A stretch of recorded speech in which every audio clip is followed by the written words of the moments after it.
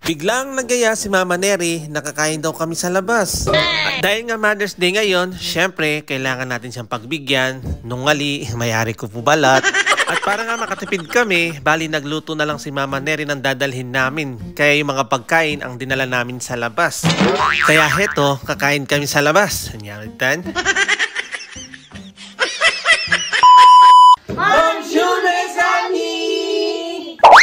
Bali for today's video, Mesami, is pumunta nga kami dito sa may Park Borelli, dito sa may bandang likuran. Ito yung dating tambayan namin kapag namamasyal nga kami dito at naisipan nga namin mag-picnic. Kanyaman pala yung makaninis style, ne? Nakaka-relax siya talaga, lalo na't walang pasok. At dahil nga mahilig kayong magyaya, sinabi ko sa kanila, ayan, magbit-bit kayo. Nyamatan. Bali pagkapasok nga namin dito sa may likuran ng Borelli, naganap lang kami ng may silungan at saan kami pupwesto. Doon kami pumwesto doon sa mga walang tao para madami kaming makain. Nyamatan.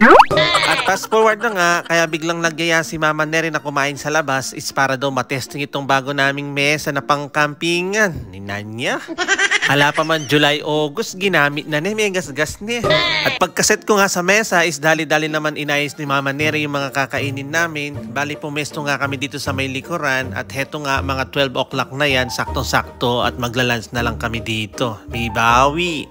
Wala pang mga masyadong tao dito kaya makakarami kami dito ng kain.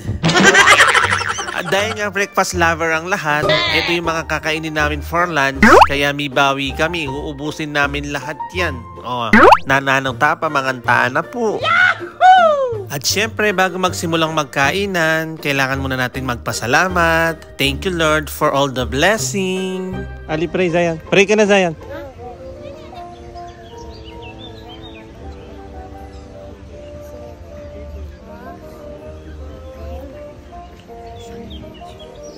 Amen. Bon fête, Mama. Bon fête, Mama.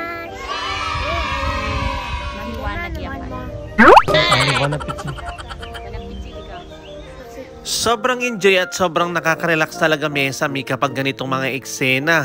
Bukod sa nakakarami ka ng kain, sobrang nakaka-relax talaga at napakasarap sa pakiramdam. Bali, i-disregard mo lahat ng pagod, yung busy mo sa labas. Pero kapag kasama mo yung pamilya tapos nandito kayo sa ganitong kagandang lugar, sobrang nakaka-relieve yung pakiramdam at ini-enjoy nyo yung bonding ng bawat isa.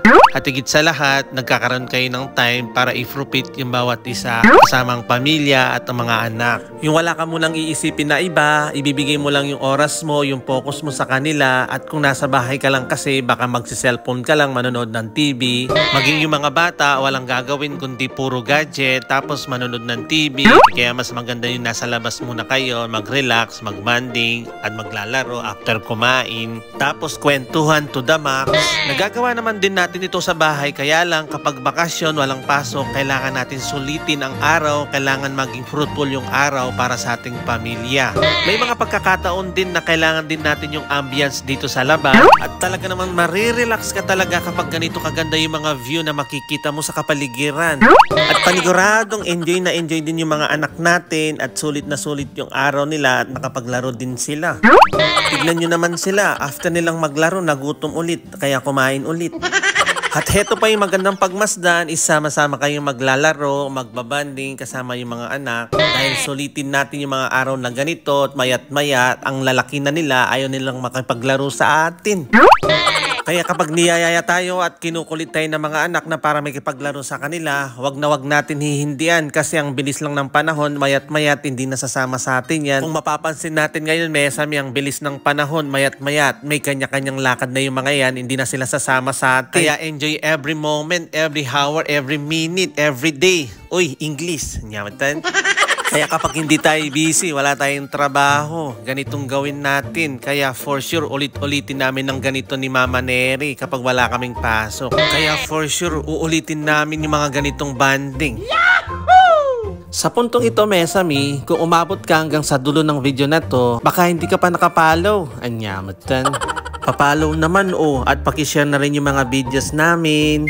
Malay mo, baka isa ka sa mga top fan na mabibigyan ng mga pajikuskus namin. Wow! Basta po wag nyo kakalimutan mag-comment lagi at mag-react sa mga posts po namin at mga ina-upload po namin mga videos. Yahoo! Kaya hanggang dito na lang po muna, Mesami. Salamat po ng marami. God bless. Thank you for watching. Again to.